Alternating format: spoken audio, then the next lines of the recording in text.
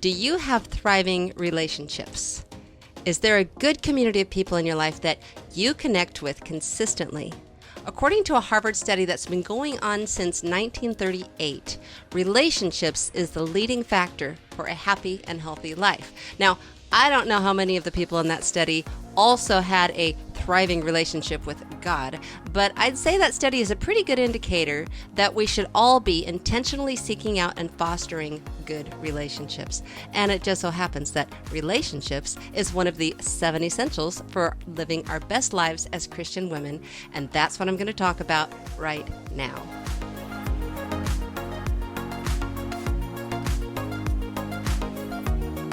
Hey there, ladies. Welcome to the Total Thrive podcast. This is where we hang out together and chat about living our best lives as Christian women. I'm Jenna Dexter. I'm a certified Christian life coach, and I am on a mission to ignite women like you to dream bigger, believe in all that is possible, and totally flourish in your life, your calling, and your God-given destiny. And today, we're talking all about relationships and how incredibly important they are to living our most thriving life.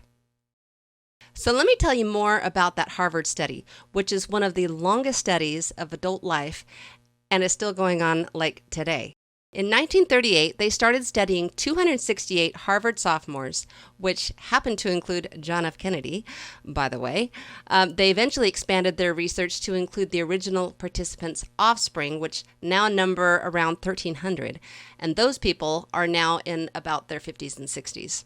So they've been interviewing the participants regularly and collecting mountains of data on these people's physical and mental health, all with the goal of discovering what factors lead to a happy and healthy life.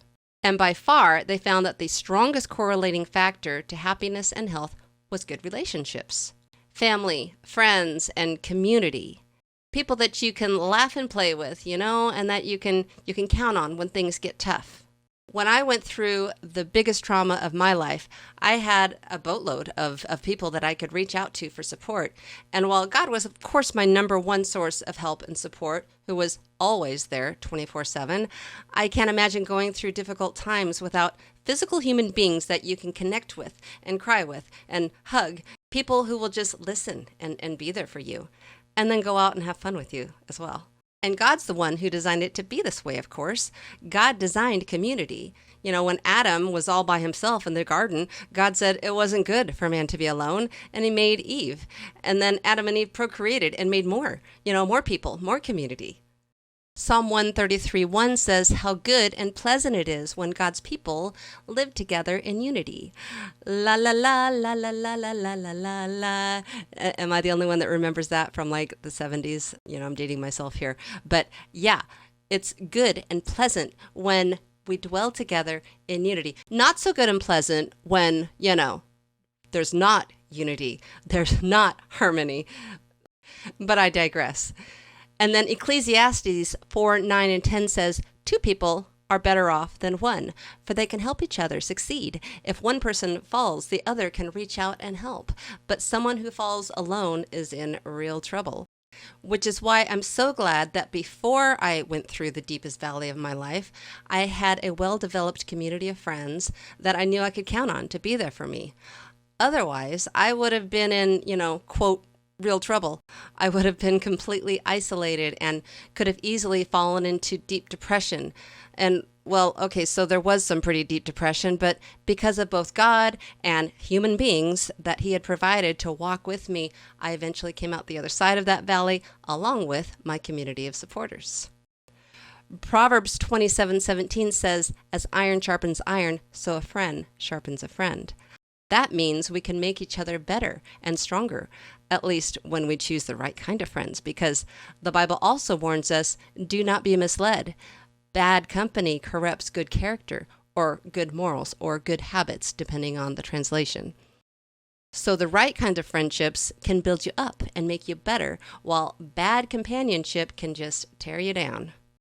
The right kinds of friends will be there for you in your darkest times, while the wrong kinds of friends either won't be there at all, or, maybe they'll be there a bit in the wrong way, like, maybe they want to take you out and help you drink your troubles away. those aren't the kinds of friends that you need in your darkest time. You need the kind that are going to sit with you while you cry, pray with you, and offer wise counsel. So be wise in the community of people that you surround yourself with, because one who has unreliable friends soon comes to ruin, but there is a friend who sticks closer than a brother. That's Proverbs 18:24. So be intentional in fostering good, healthy relationships. Obviously, this applies to marriage. If you're married, hopefully your husband is your best friend next to Jesus. I was just meditating on Psalm 23 in the Passion Translation the last couple of days, and that version says, Yahweh is my best friend and my shepherd. I love that because shepherd also means best friend. The word used for shepherd in that scenario also means best friend. But I digress. If you're married, hopefully it is a good and healthy relationship, because marriage obviously ties us to a relationship that, next to God, should be our most significant source of meaningful companionship. But of course, it can, do the opposite if the relationship is not thriving. So as with all of our relationships, including friendships and family, our marital relationship must be well tended to. And we'll talk about ways to cultivate better relationships here in just a moment.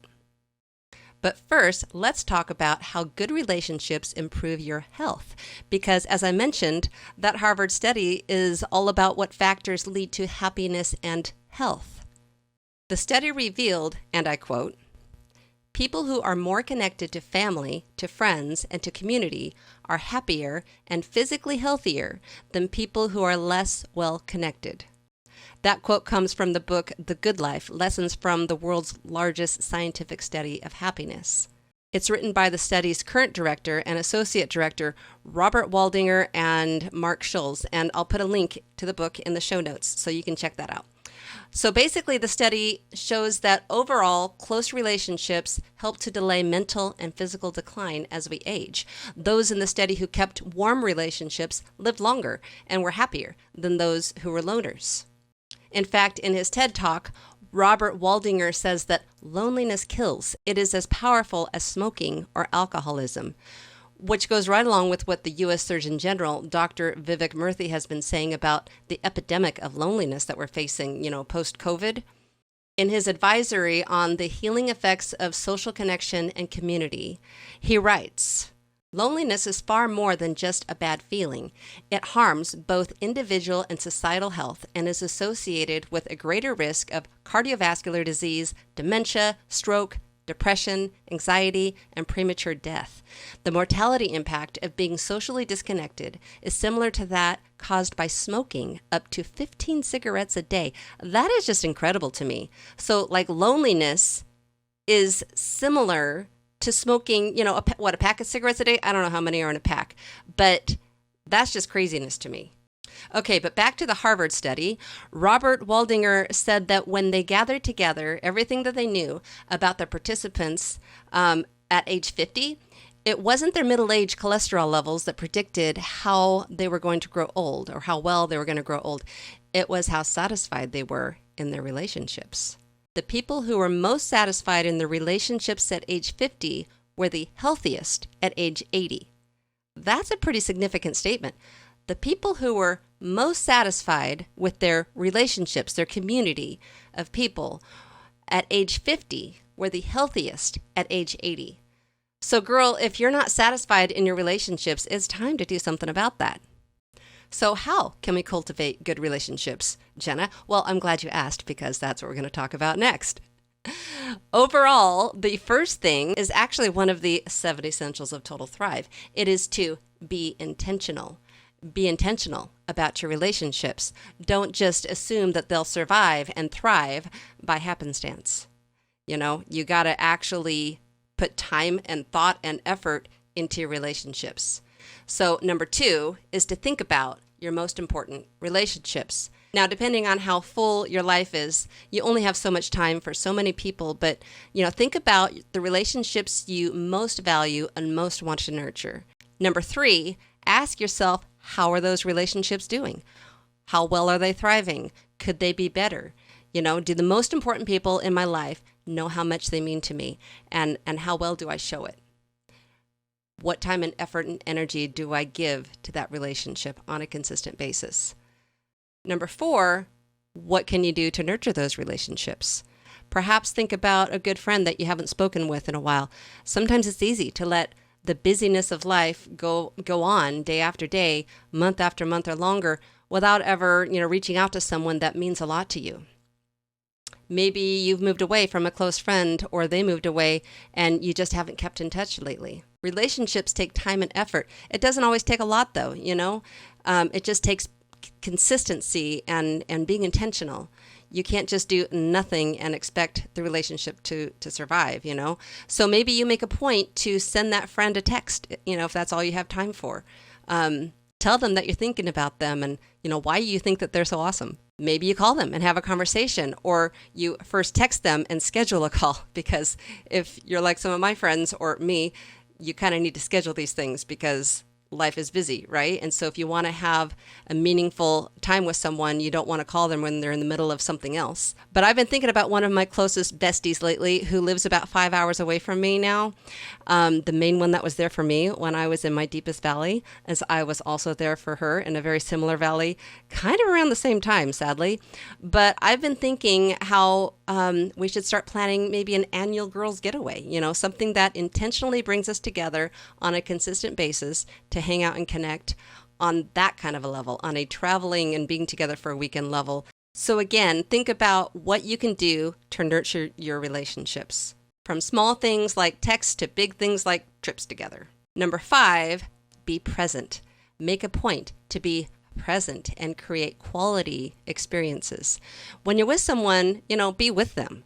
Be fully present, fully engaged, looking them in the eye, asking them questions that show that you're interested in them, and you're interested in what matters to them, and actually listening to what they're saying. That can be kind of a hard thing. Sometimes we get so caught up in whatever, we're only half paying attention, especially if we're staring at our phones and texting and social mediaing and whatever.